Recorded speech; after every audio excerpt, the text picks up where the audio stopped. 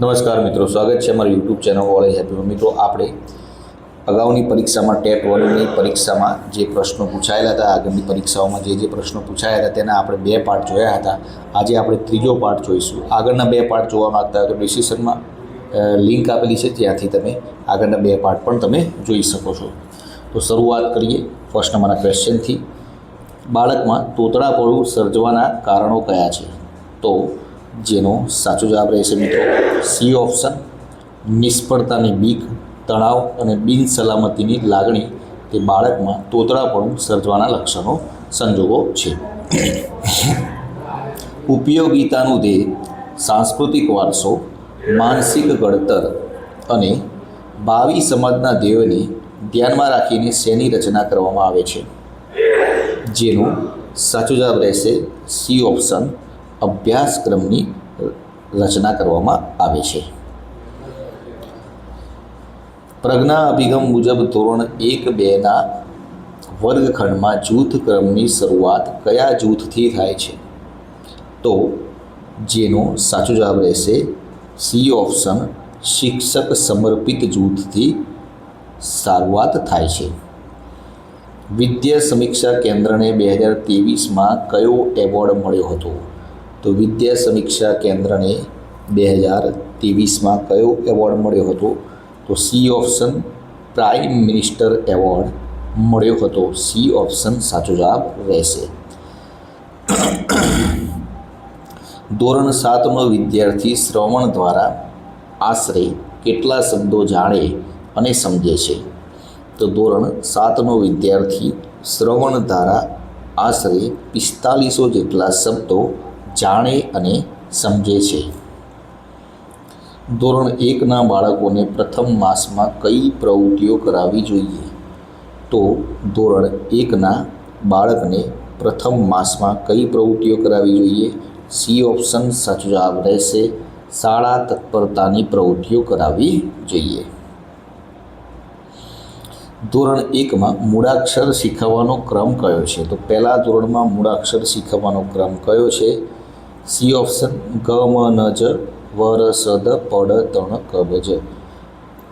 આગળનો ક્વેશ્ચન, પ્રાથમિક શાળાઓનો અભ્યાસક્રમ કોના દ્વારા નક્કી કરવામાં આવે છે? તો પ્રાથમિક શાળાઓનો અભ્યાસક્રમ કોના દ્વારા નક્કી કરવામાં આવે છે? સી ઓપ્શન સાચો જવાબ રહેશે, જીસીઆરટી દ્વારા પ્રાથમિક શાળાઓનો અભ્યાસક્રમ નક્કી કરવામાં આવે છે। સામાજિક પરિવર્તન લાવવા માટે લોકશાહી દેશમાં સૌથી મહત્ત્વનું પરિબળ કયું છે? તો સામાજિક પરિવર્તન લાવવા માટે લોકશાહી દેશમાં સૌથી મહત્ત્વનું પરિબળ મિત્રો શિક્ષણ જ છે। શિક્ષણ દ્વારા જ સમાજમાં પરિવર્તન લાવી શકાય છે। બાળકોને મૂળાક્ષર લેખન શીખવવા માટેની સારી શરૂઆત કઈ છે? જેનો સાચો જવાબ રહેશે સી ઓપ્શન, રેતિયા અક્ષર પરથી આંગળી ફેરવવી। આગળનો ક્વેશ્ચન, ગણિત શિક્ષણમાં સૌથી વધુ શું લાગુ પડે છે? તો ગણિત શિક્ષણમાં સૌથી વધુ તર્ક વિતર્ક લાગુ પડે છે, એટલે કે બી ઓપ્શન સાચો જવાબ રહેશે। વિદ્યાર્થીઓ ગેરહાજર રહેવાના કિસ્સામાં શિક્ષકે શું કરવું જોઈએ? જો વિદ્યાર્થીઓ ગેરહાજર રહેતા હોય એવા કિસ્સામાં શિક્ષકે વિદ્યાર્થીની ગેરહાજરીના કારણોની જાણકારી મેળવવી જોઈએ। બી ઓપ્શન સાચો જવાબ રહેશે।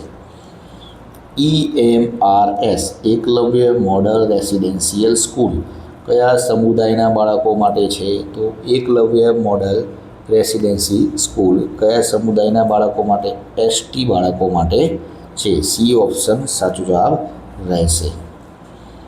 શાળાકીય સર્વગ્રાહી મૂલ્યાંકન અંતર્ગત પત્રક એનું પૂરું નામ શું છે?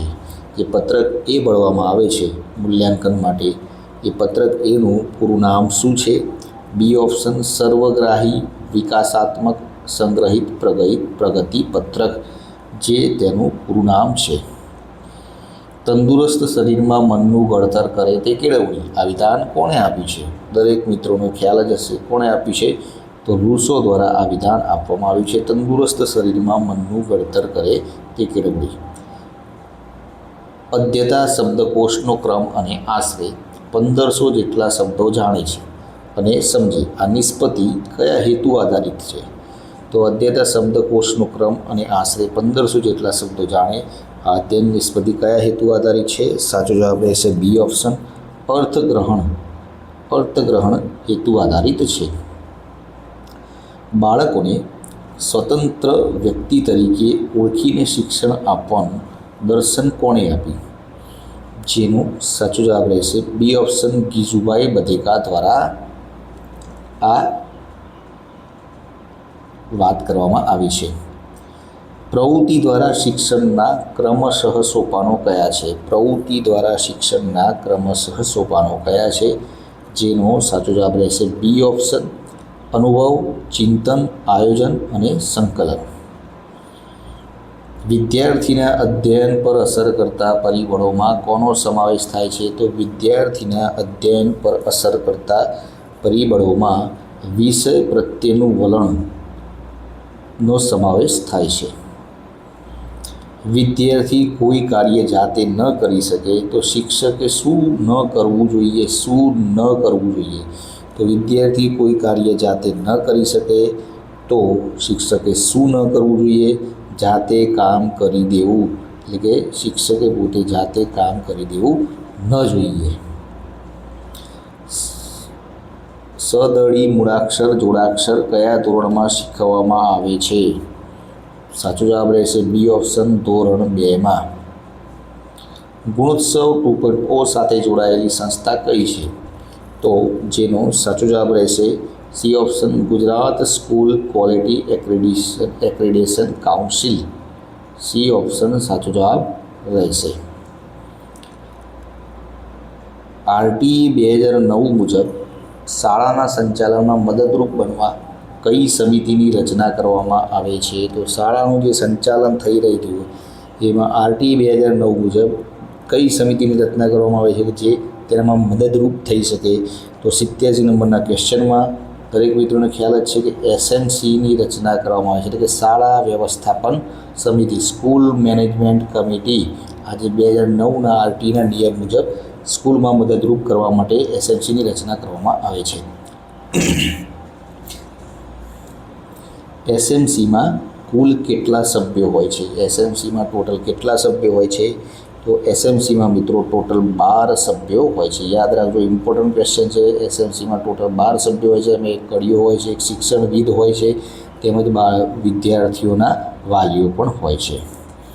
કયું પત્રક શાળામાં કાયમી દફતર તરીકે સમાવેશ થાય છે? આમ તો કાયમી દફતર તરીકે ઘણા પત્રકો હોય છે, પણ આ જે 4 ઓપ્શન આપ્યા છે એમાંથી આપણે એક ઓપ્શન સિલેક્ટ કરવાનો છે, જેમાં વિઝિટ બુક એ પણ કાયમી દફતર તરીકે સમાવેશ કરવામાં આવે છે. એ સિવાય જીઆર એ પણ બહુ મહત્ત્વનું હોય છે, એ પણ કાયમી રાખવાનું હોય છે.